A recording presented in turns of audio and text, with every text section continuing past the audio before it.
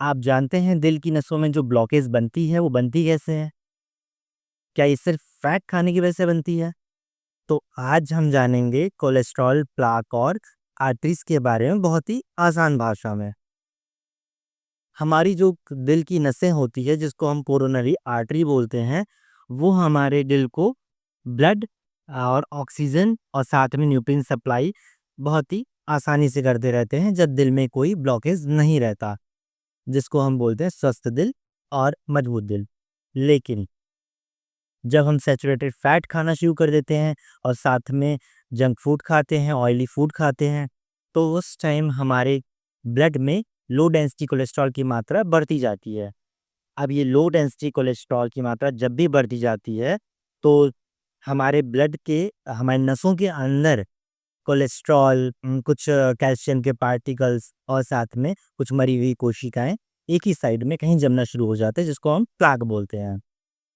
ये प्लाक धीमे-धीमे एक के ऊपर एक लेयर बनाना शुरू कर देता है, जिसकी वजह से नसों के अंदर की दीवार छोटी हो जाती है, जिसको हम आर्टेरियोस्क्लेरोसिस बोलते हैं। चलिए छोड़िए आर्टेरियोस्क्लेरोसिस के बारे में। अब जब नसों की दीवारें अंदर से छोटी होना शुरू हो जाती है, तो एक साइड से दूसरी साइड में खून का बहाव कम हो जाता है। खून का बहाव कम होने की वजह से ऑक्सीजन सप्लाई हमारे खुद के हार्ट को कम पहुँचता है। ऑक्सीजन सप्लाई के साथ-साथ न्यूट्रिएंट्स भी कम पहुँचता है। उस टाइम हार्ट के किसी एक पार्ट में हमारा ऑक्सीजन या न्यूट्रिएंट्स ना पहुँचने की वजह से हार्ट अटैक या स्ट्रोक का खतरा बढ़ जाता है। अब अगर सडन ये जो प्लाक है, ये जो जमा हुआ कोलेस्ट्रॉल है, अगर ये फट जाए तो उस टाइम वहाँ पे क्लॉटिंग आ जाती है, खून का थक्का बन जाता है। खून का थक्का बनने से अचानक हार्ट अटैक आ जाता है। अब अभी भी बहुत देर नहीं हुई है।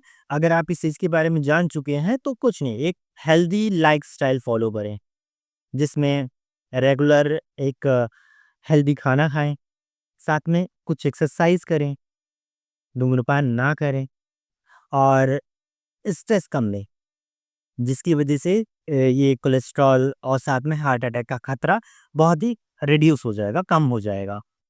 ठीक।